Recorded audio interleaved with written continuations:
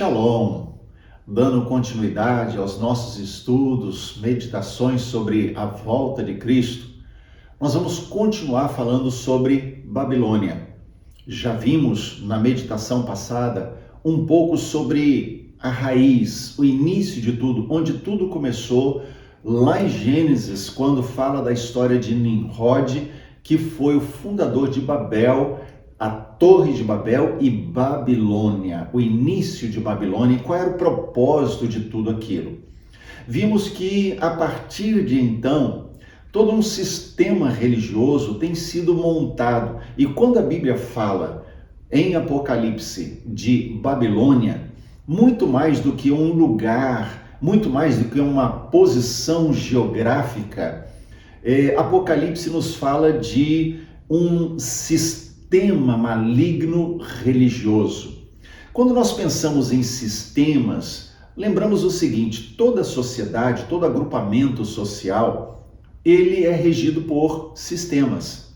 É um sistema de comunicação, sistema de educação, sistema de segurança, sistema de ensino, sistema de saúde, enfim, são muitos sistemas envolvidos em todo agrupamento social. Quando pensamos em algo organizado, temos que pensar nisso. Bom, o sistema religioso não é diferente. É a forma como o povo se expressa religiosamente. Isso envolve todas as religiões e todos os movimentos espirituais, religiosos de um povo. Quando nós pensamos dessa forma, um sistema religioso, nos moldes do que vemos em Apocalipse falando de Babilônia, então podemos entender que ele alcança, inclusive, igrejas cristãs, evangélicas, e é um sistema sendo montado no mundo de tal forma que a religiosidade, a espiritualidade do povo vai sendo moldada, regida a partir daquele sistema. E isso, essa mistura que acaba acontecendo, nós chamamos de sincretismo. Sincretismo é a mistura, dos pensamentos religiosos. Então, essa religião, ela tem um pouco daquela, essa tem desse, também tem daquele outro, que tem daquele. Então, acaba se tornando uma grande salada dentro de um mesmo caldeirão chamado sistema religioso. Bom, a Bíblia nos fala, então, do sistema babilônico, que é o sistema religioso que será usado pelo anticristo no tempo final e principalmente vai preparar o ambiente para a aceitação do governo do anticristo. Mas antes da gente entrar nesse ponto, vamos orar. Pai, nós pedimos que a tua graça seja conosco, que o Senhor nos habilite, Senhor, a compreensão dos princípios da tua palavra que nós precisamos nessa hora. Abre os nossos olhos espirituais para vermos, em nome de Jesus. Amém. Muito bem. Quando nós pensamos então em sincretismo, nós vemos que as coisas estão acontecendo de diversas formas nos nossos dias, não é? Por exemplo, quando a gente pensa em igrejas cristãs que consagram pastores casados com pessoas do mesmo sexo, padres em igrejas cristãs, sacerdotes casados ou que tenham casos com pessoas do mesmo sexo. E a igreja começando a aceitar isso naturalmente.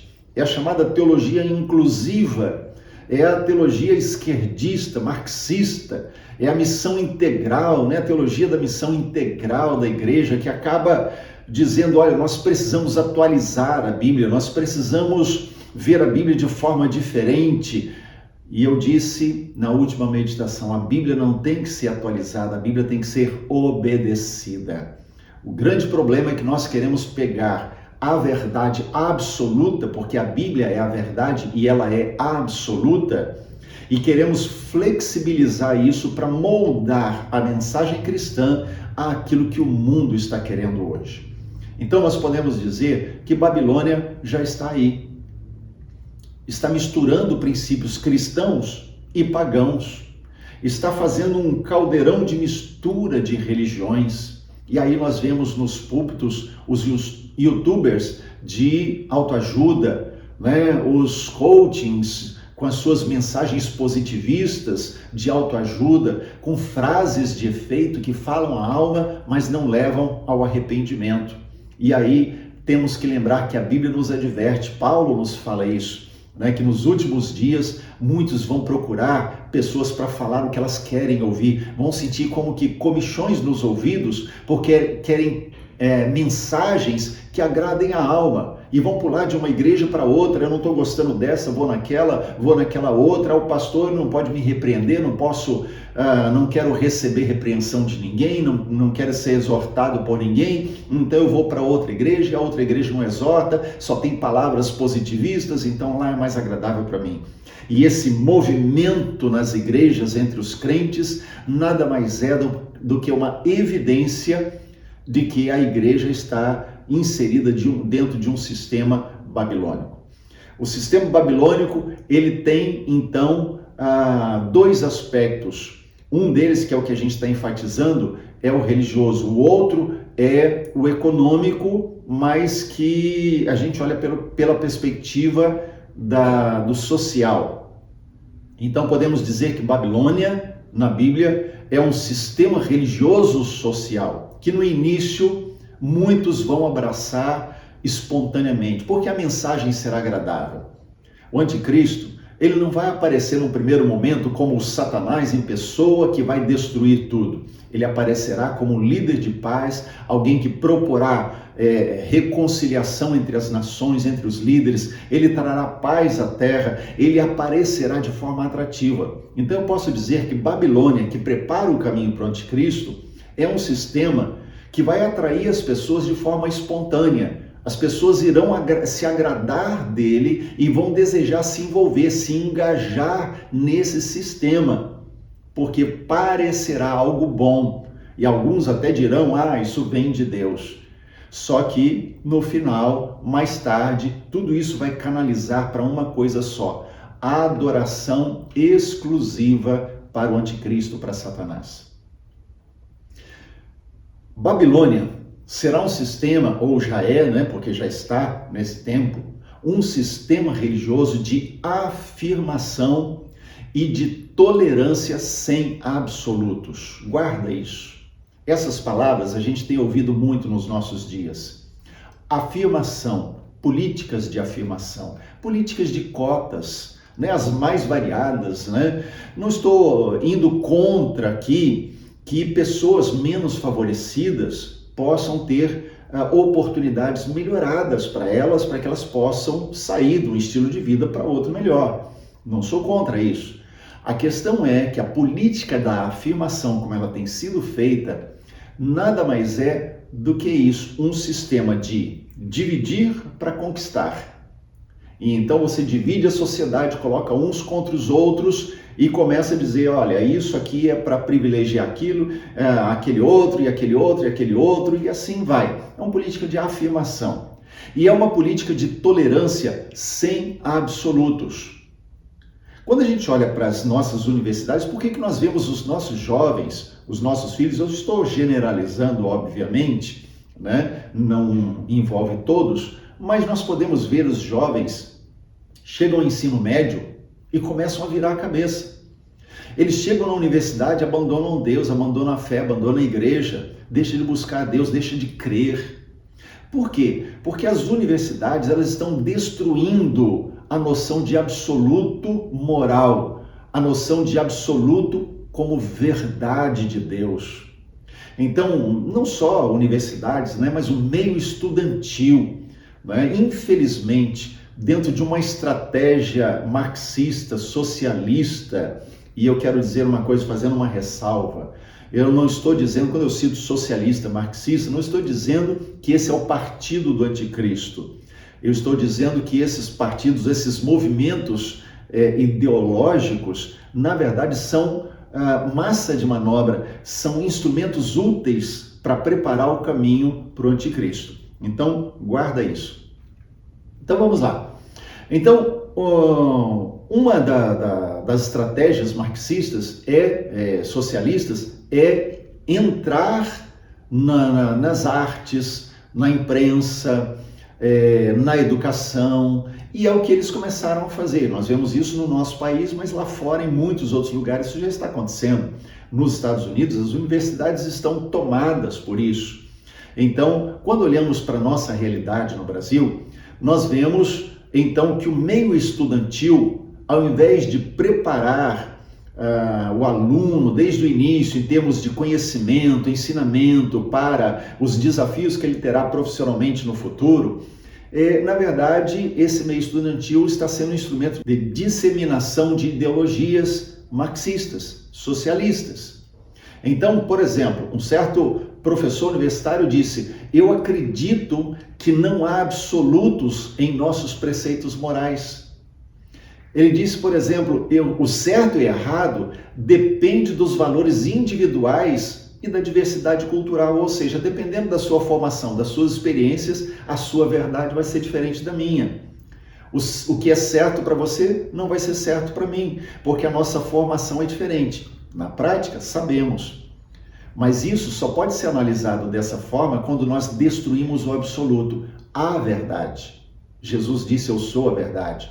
Quando você desloca a verdade e diz ela não existe, o absoluto não existe, então nós ficamos nas definições individuais. Você tem a sua verdade, eu tenho a minha verdade. Você tem o seu certo e eu tenho o meu certo, e isso pode ser diferente para mim e para você. Então, como eu disse, de fato, pode ser diferente quando a verdade absoluta não está em foco. Mas quando ela está em foco, nós identificamos a nossa verdade com aquela. Estamos de acordo com a verdade de Deus ou não? E aí nós podemos decidir. Então, essa questão de certo e errado tem sido relativizado tanto no meio estudantil, que essa geração que nós vemos hoje, nos nossos dias, esses que estão aí hoje já tomando a frente, assumindo controle em posições chaves na sociedade, muitos desses estudantes, desses professores, já não conseguem condenar, por exemplo, o extermínio judeu pelos nazistas. Se você se lembrar, há uns poucos anos atrás, uma ex-presidente nossa, do nosso país, quando aquele movimento terrorista islâmico estava decapitando pessoas e colocando os vídeos na internet, e o mundo inteiro condenando e se armando e fez guerra contra eles para destruir aquele movimento terrorista, a nossa ex-presidente disse: nós não podemos matar aqueles homens, nós temos que dialogar com eles. O que é isso? É tirar das pessoas a responsabilidade e, na verdade, relativizar aquilo que eles estão fazendo. Então eles matam, mas eles têm os motivos deles. Eles vão decapitar aqueles prisioneiros, mas eles têm as suas motivações que são relevantes, temos que aceitar. Então é isso que, na verdade, essa relativização dos absolutos, né, o tirar a verdade de cena, está fazendo. E muitos cristãos estão entrando dentro dessa mesma onda. Por quê? Porque os absolutos estão sendo jogados no lixo.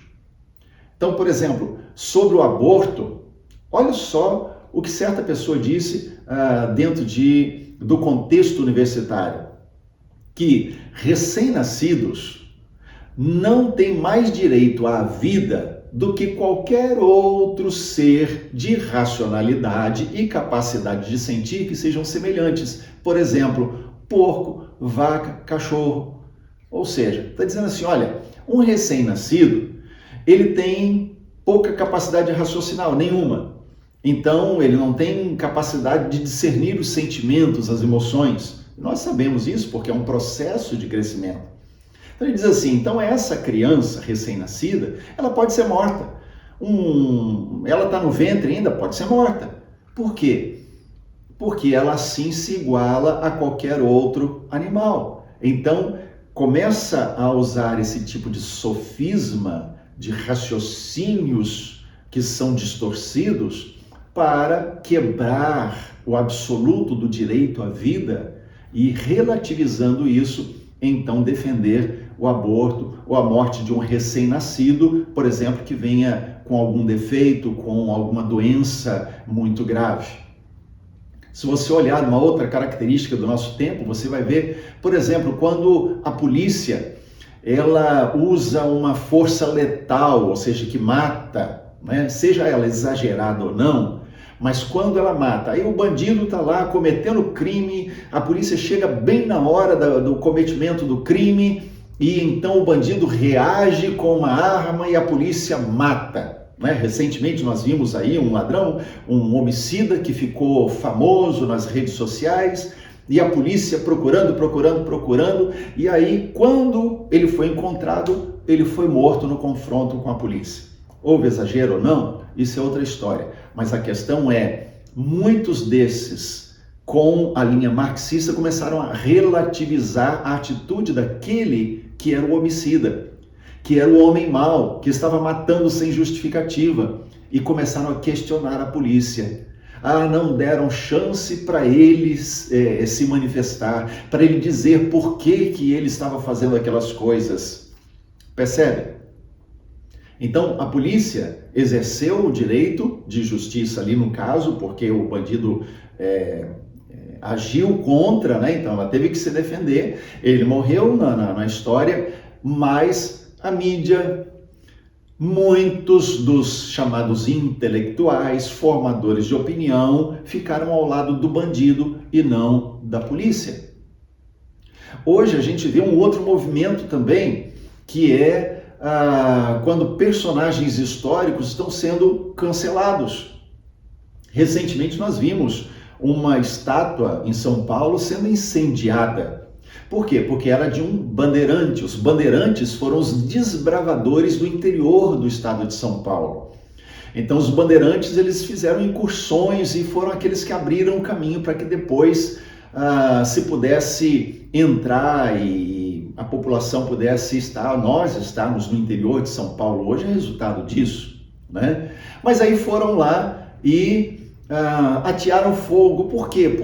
Porque os bandeirantes, eles também escravizaram índios, eles cometeram atrocidade. Aí nós temos que levar em consideração duas coisas. Em primeiro lugar, porque Borba Gato, que foi queimado naquele dia, foi um sobre os quais eles não analisaram direito, né? Como disse certo jornalista, queimaram a estátua errada, né? Se tinham que fazer protesto, tinha que ser com outros, mas não com aquele. Mas também a questão do nível de conhecimento, de revelação, entre aspas, que aquelas pessoas naquela época tinham. E nós temos que entender isso também. Mas a questão é, para essas pessoas, não importam os fatos. Não importa a verdade, importa a narrativa. É aquela velha história, né? Um famoso ministro do Hitler, né, no nazismo, ele disse que repita uma mentira 1000 vezes até que ela seja aceita como verdade. Então, repetir uma mentira, né, até que ela seja aceita como verdade. Então não importam os fatos, importa a narrativa, a história que foi contada. Então temos aí um ex-presidente que foi presidiário, né, foi preso, condenado até terceira instância, né, em mais de um processo, e de repente se coloca ele na rua e diz, olha, ele pode se candidatar a presidente. Por quê? Porque o processo dele voltou a estaca zero. A pergunta que eu faço é, as provas foram anuladas? Não. Deixaram de ser provas? Não. Mas a narrativa diz, ele agora é inocente, ele pode virar presidente da República. Percebe como as coisas estão sendo viradas, manipuladas, de tal forma que a verdade deixa de ser verdade e basta que a narrativa, a história contada seja aceita. Então, a gente ouve hoje, por exemplo, em tempos de pandemia, quantas vezes você já ouviu a palavra genocida? Muitas vezes, com certeza. Genocida por causa da pandemia.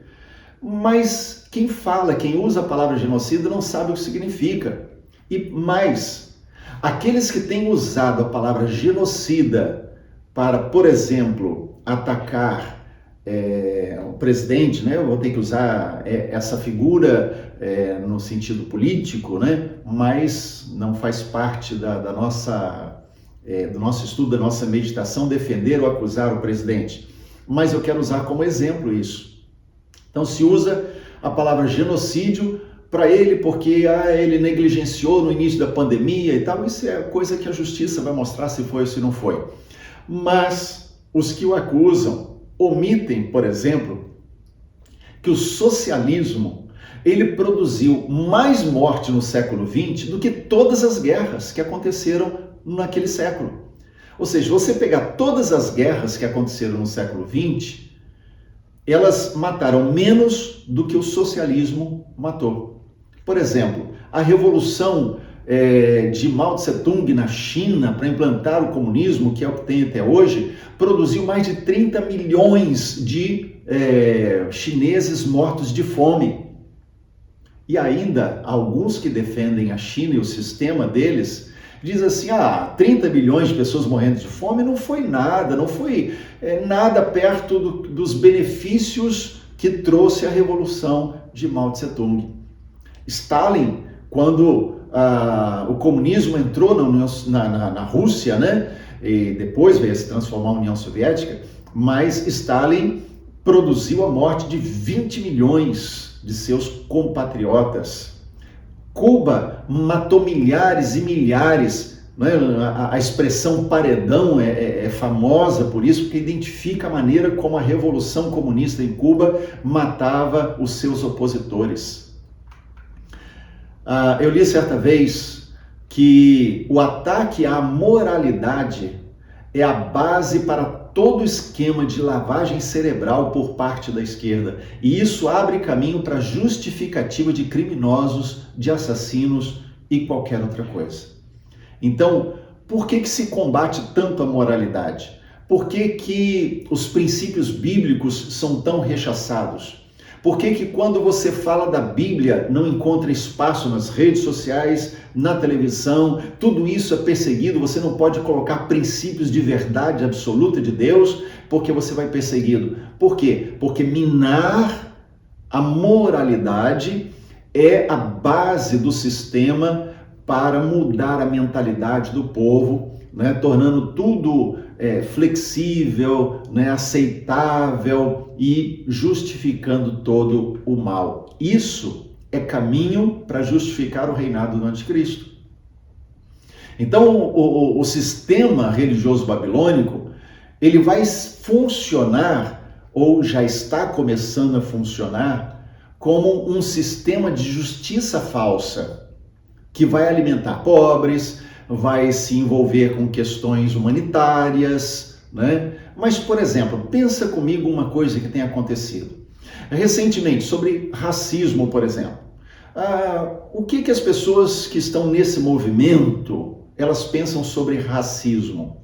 Racismo é tudo aquilo que gera desigualdade entre nós e eles. Bom, quem são os nós? Nós somos socialistas. Então, o socialista está dizendo que racismo é o que produz desigualdade entre socialista e os outros, né? Então, só existe uma forma de gerar paz. Qual é a forma de gerar paz? Todo mundo ser socialista. Por isso que tem tanta intolerância, por isso tem tanta perseguição, tanto cancelamento, por isso você vê pessoas perdendo suas contas nas redes sociais. Por quê? Por causa de posições conservadoras, por posições morais que são mais voltadas para a moralidade, né? Vamos dizer assim, cristã, judaica, né?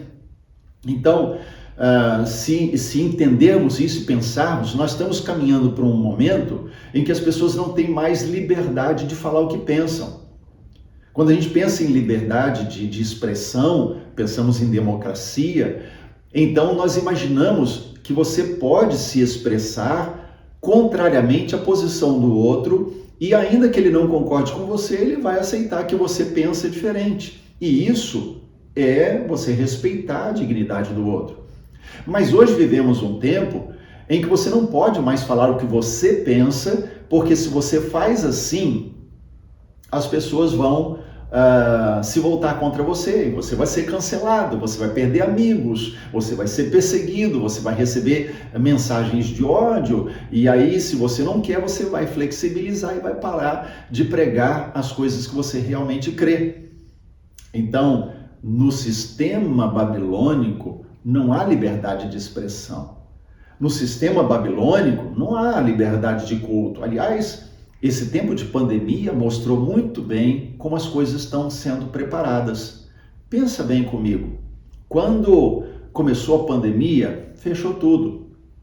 E as igrejas também. Mas a Constituição nossa, ela declara que a liberdade de culto, ela precisa ser exercida com restrições, distanciamento, como depois foi feito. Tudo bem, mas a questão é que as igrejas foram fechadas e proibidas de ter culto presencial de qualquer forma. Mas como fica a pandemia? Isso é outra história. A questão de se ia disseminar o vírus ou não é outra história. A questão é que, legalmente, prefeitos, governadores não poderiam proibir o exercício de culto. E culto pressupõe mais de uma pessoa se reunindo para adorar. Então, eles não poderiam ter feito isso de jeito nenhum.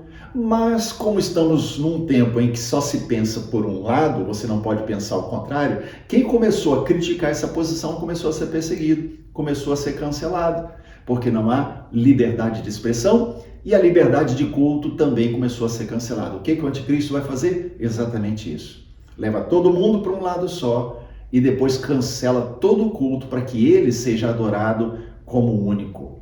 Então, a gente vê eleições colocadas em xeque, democracia sendo colocada em xeque por aqueles que dizem que todos têm que pensar da mesma forma.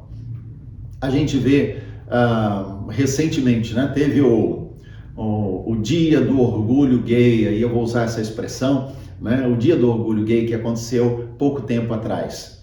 E aí, o arco, né, colorido, o arco-íris colocado nas redes sociais, programas de televisão, enfim, né, filmes, enfim, o desenho começou a aparecer em todo lugar.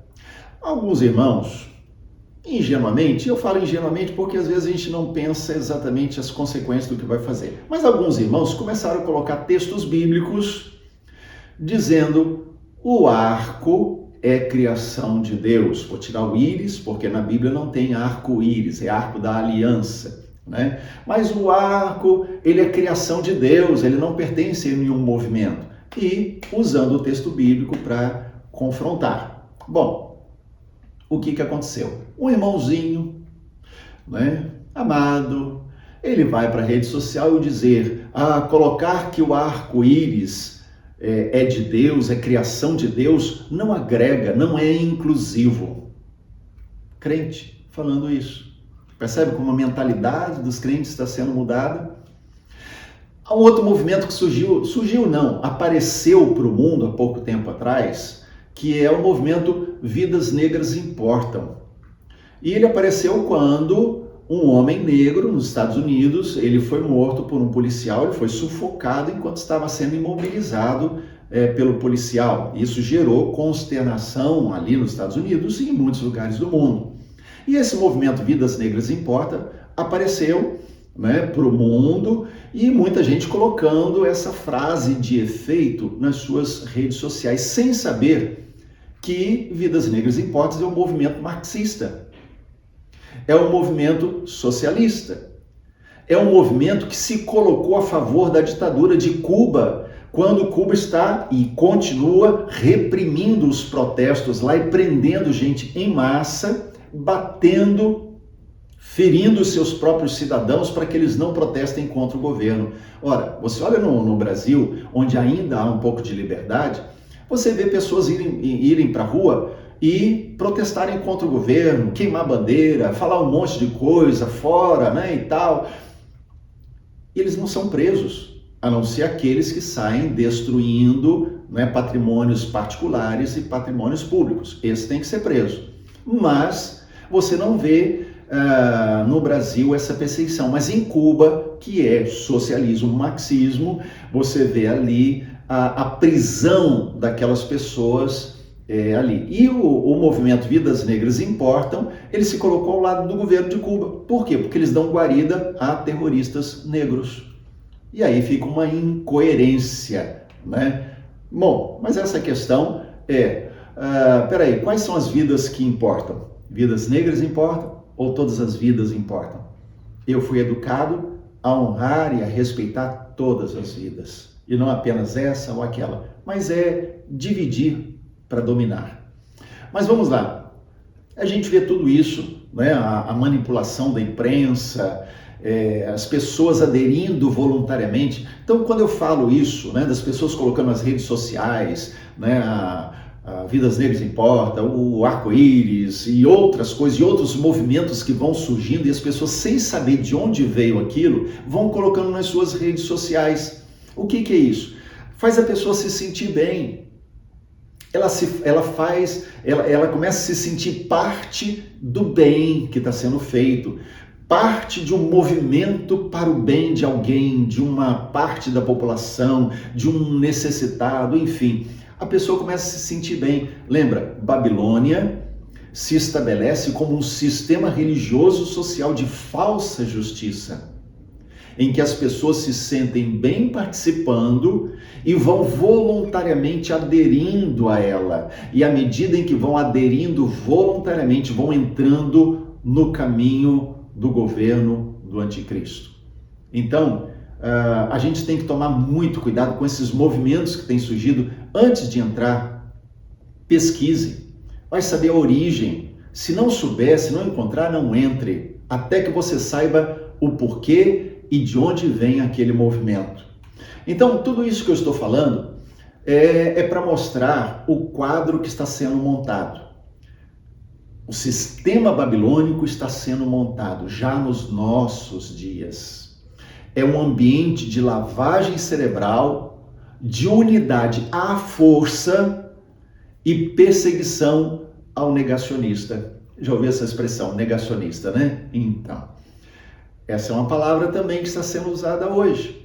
Por quê? Porque quando você persegue quem discorda, né, e chama ele de negacionista, você está fazendo o papel do socialista que diz: só haverá paz quando todos forem nós. Essa é a artimanha de lavagem cerebral que está sendo montada, o quadro que está sendo montado. Lavagem cerebral em que as pessoas vão como cordeirinhos seguindo a direção da correnteza que eles estão estabelecendo e gerando uma unidade à força, porque você tem que pensar igual. Se você não pensa igual, você é perseguido. E se você é perseguido, você é um negacionista.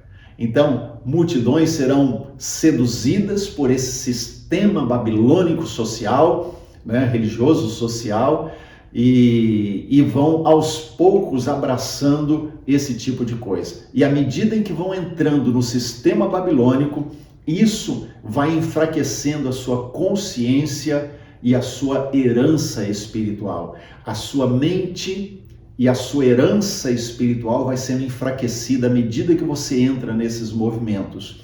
E isso, querido, preparará as nações, os povos, para receber o anticristo. E depois, o anticristo vai desejar que a adoração seja totalmente para ele. Então eu posso dizer que a apostasia do final dos tempos será uma das realidades mais trágicas e sérias que nós veremos se estivermos aqui, né? Se eu e você ainda estivermos vivos, mas a apostasia vai ser uma das realidades mais trágicas e sérias que virão aí pela frente. Paulo, ele disse, olha, a apostasia, ela vai acontecer e é certeza. Lá em 2 Tessalonicenses, capítulo 2, verso 3, ele diz, ninguém de nenhum modo vos engane, porque isso não acontecerá, isso que? A volta de Jesus. Isso não acontecerá sem que primeiro venha a apostasia e seja revelado o homem da iniquidade. Então, antes que o homem da iniquidade se manifeste, vem a apostasia. E a apostasia já está acontecendo. Lá em 1 Timóteo, capítulo 4, versos 1 e 2, Paulo diz, ora, o Espírito afirma expressamente que nos últimos tempos alguns apostatarão da fé. Então, nos últimos tempos, as pessoas vão abandonar o que creem. Em 2 Timóteo 4, os versos 3 e 4, Paulo diz: pois haverá tempo em que não suportarão a sã doutrina, pelo contrário, cercar-se-ão de mestres segundo as suas próprias cobiças, como que sentindo coceiras nos ouvidos, e se recusarão a dar ouvidos à verdade. O apóstolo Pedro, falando lá na sua segunda carta, capítulo 2, versos 1 a 3, ele diz: assim como no meio do povo surgiram falsos profetas, assim também haverá entre vós falsos mestres, os quais induzirão dissimuladamente heresias destruidoras, até o ponto de renegarem o soberano Senhor que os resgatou. Uau! Quando a gente olha para essas coisas, nós vemos a apostasia vai chegar. Ela está aí, ela está levando muitos cristãos a aderirem ao movimento de tolerância e políticas de afirmação e deixando de lado os absolutos. Os absolutos estão sendo jogados no lixo por muitos cristãos. Muitos estão muito mais preocupados com a aparência do que em agradar a Deus. Já estão sendo seduzidos pelo sistema religioso social da grande meretriz Babilônia. O bom é que Deus sempre tem o seu remanescente. Deus sempre tem o seu remanescente fiel. Os 7.000 que não se dobraram a Baal. Apocalipse capítulo 20, verso 4, ele diz que eu vi ainda almas dos decapitados por causa do testemunho de Jesus, bem como por causa da palavra de Deus, tantos quantos não adoraram a besta, nem tampouco a sua imagem, não receberam a marca na fronte e na mão, e viveram e reinaram com Cristo durante 1000 anos. O que é isso? Dizendo que no meio da perseguição, no meio de tanta oposição, muitos vão permanecer fiéis, permanecerão firmes na palavra, na verdade de Deus, não vão abrir mão disso, custe o que custar. Mas o fato é, muitos, sim, sofrerão por causa da sua fé e até morrerão, mas terão os seus nomes escritos no livro da vida e do Cordeiro.